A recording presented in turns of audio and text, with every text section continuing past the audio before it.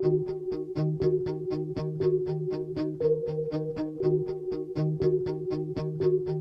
lot of times we'll just start by designing and trying to come up with a starting place. But the starting place was right in front of us, or it was right below us. It's our own feet. This is our guide. This is our design brief. The foot itself. Everybody knows how many muscles, how many tendons and ligaments and bones, but what are they actually doing when you're in motion? Sports Research Lab looked for that, and it wasn't even out there. It forced us to create a new protocol. We did come up with a design or a prototype that was a much easier metric for us to measure against.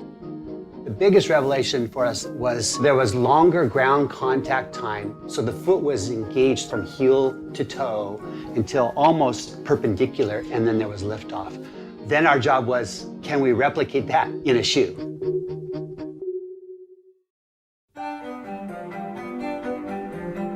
This became kind of a metaphor for this notion of more natural movement. This was the very first sample that we took an X-Acto knife and actually cut, because there were already larger flex grooves in here. So we're like, ooh, okay, we'll just cut along those. As soon as you cut it, we were like, oh my gosh, it totally changed the entire feel of the product. Then the question was like, how many sites? How deep do you go? All that kind of stuff. So there was a lot of trial and error.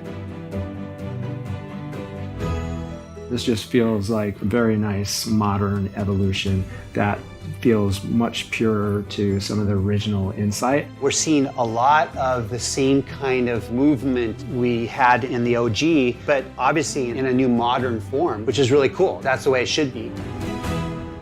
15 years ago, we were at the beginning of learning about natural motion.